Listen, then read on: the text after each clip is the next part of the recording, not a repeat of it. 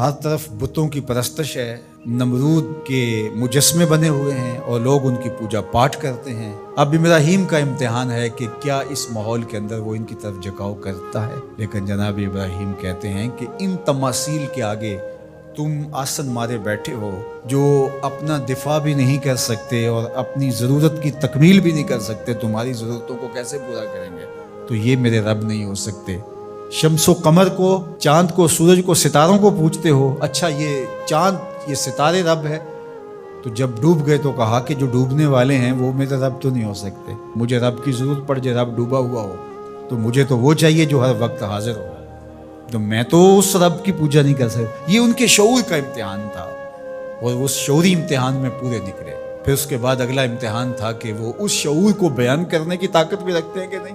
پھر بت کدا ٹوٹتا ہے، نمرود کا دربار سجتا ہے، اور وہاں جو خطبہ حضرت ابراہیم نے دیا زمانے نے سنا، جب کلہاڑا اس بڑے بت کے کندھے پہ رکھ دیا اور باقی سارے بتوں کا تیا پانچا کر کے رکھ دیا، جب وہ میلے سے واپس آئے تو ابراہیم بڑی بے نیازی سے بولتے ان کے بڑے نے کیا ہوگا، دیکھو اسلحہ تو اسی کے کندھے پر ہے۔ تو وہ کہنے لگے ابراہیم تو جانتا ہے یہ بولتے نہیں ہے، اور حضرت ابراہیم یہی تو لانا چاہتے تھے۔ پھر جو خطبہ دیا، اف لکم ولما تعبدون من دون اللہ افلا تعقلون، افسوس ہے تمہارے اوپر اور افسوس ہے ان پر جن کو تم اللہ کے علاوہ پوجتے ہو، افلا تعقلون، تمہاری کھوپڑی میں دماغ نہیں ہے۔ اور پھر اللہ کی توحید کا بیان فرمایا۔ پھر اس کے بعد جان کا امتحان آیا، تو پھر جلتے ہوئے شعلوں کے اندر جس طرح ہنس کے داخل ہوا پیغمبر، یہ الگ اور نرالی شان تھی۔ نمرود نے سوچا تھا جل کے راکھ ہو گیا ہوگا چخا میں، لیکن 40 دن کے بعد جب آگ بجھتی ہے تو حضرت ابراہیم انگاروں سے چلتے ہوئے یوں باہر آتے ہیں جس طرح پھولوں پر کوئی نازنین چل کے آ رہا۔ پھر 87 سال عمر ہے، اللہ تعالیٰ پھر حضرت ہاجرہ کے بطن سے حضرت اسماعیل کی صورت میں اولاد عطا کرتا ہے۔ اب اتنی بڑھاپے کی عمر میں اولاد نصیب ہو تو انسان کا جی چاہتا ہے سارے کام کاج چھوڑ کے گھر بیٹھ جاؤں اور میں اپنی اولاد کے چہرے کی بلائیں لوں، لیکن حکم ہوتا ہے اپنی زوجہ کو بھی اور اپنے نو مولود بیٹے کو بھی ایسی وادی میں چھوڑاؤ جہاں کوئی سبزہ بھی نہیں ہوگا۔ اللہ اکبر۔ پھر اسماعیل علیہ السلام کی ایڑیوں کے رگڑنے سے زمزم جاری ہوتا ہے۔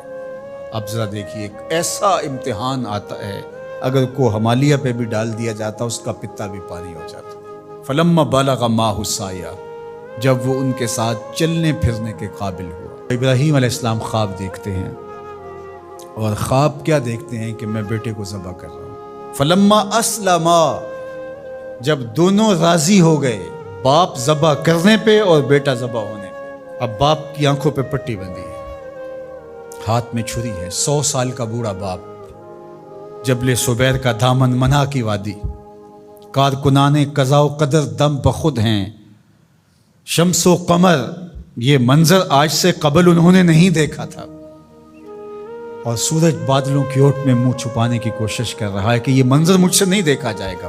حوروں کی چیخیں نکل رہی ہے، کائنات تھرا رہی ہے، مالک قیامت آنے والی۔ اور مالک بھی فرشتوں سے کہہ رہا تھا کہ تم کہتے تھے نا کہ سجدے ہم کریں گے، تسبیحات ہم کریں گے، انسان تو دینگا مشتیاں کرے گا، ذرا میرے بندے کی اس ادا کو بھی دیکھو، میرے حکم کی تعمیل پر میرے بندے کی اس انوکھی ادا کو بھی دیکھو۔ چھری کی نوک حلق کے اوپر رکھ کے پورا وزن ڈال دیا، گلا کٹ گیا، خون بہنے لگا۔ ابراہیم علیہ السلام ایک عجیب کیفیت میں، کیا کیفیت ہو سکتی ہے، میرے پاس تو لفظ نہیں ہے۔ اللہ اکبر۔ جلدی سے جو ہے وہ آنکھوں سے پٹی کھولتے ہیں تو دیکھتے ہیں کہ منظر بدلا ہوا ہے۔ بیٹا سمجھ کے جس کو ذبح کیا وہ تو دمبا تھا، اور اسماعیل علیہ السلام پاس کھڑے مسکرا رہے ہیں، اور پاس حضرت جبریل امین بھی کھڑے ہیں۔ یہ اس بات کا عملی ثبوت ہے یہ وہ دمبا لے کے آئے۔ تو بے ساختہ جناب ابراہیم علیہ السلام کی زبان پر جو لفظ آیا وہ یہ تھا، اللہ اکبر، اللہ اکبر۔ تو حضرت اسماعیل بولے لا الہ الا اللہ واللہ اکبر۔ پاس کھڑے جبریل بولے اللہ اکبر وللہ الحمد۔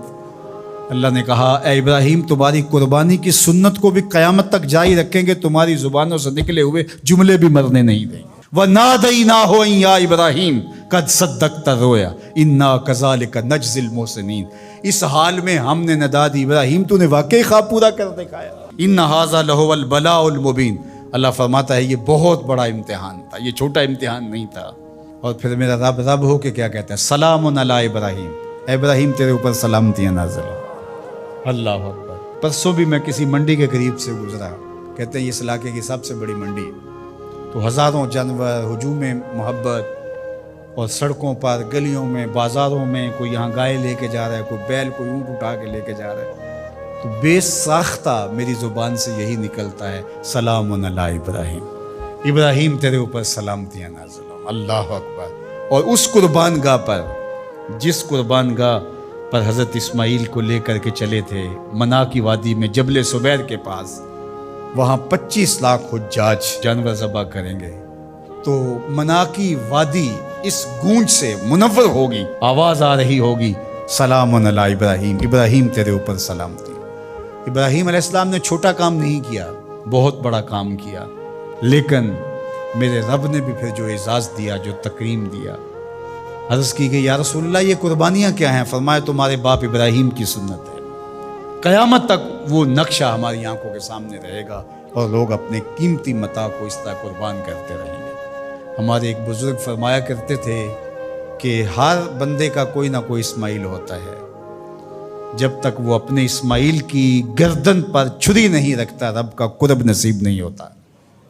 تو اپنی عزیز ترین متاع اللہ کی راہ میں قربان کرنے کا موقع آ جائے، وہ جان ہو، وہ اولاد ہو، وہ مال ہو، وہ منصب ہو، جب حالات تقاضا کریں اور آپ کو لگے کہ میرے مالک کا مجھ سے یہ تقاضا ہے، تو راہ خدا کے اندر قربان کرنے کا جب یہ جذبہ اس لیول تک پہنچ جائے، تو پھر آپ اس نور سے مالا مال ہوتے ہیں، اس فیض سے فیض یاب ہوتے ہیں۔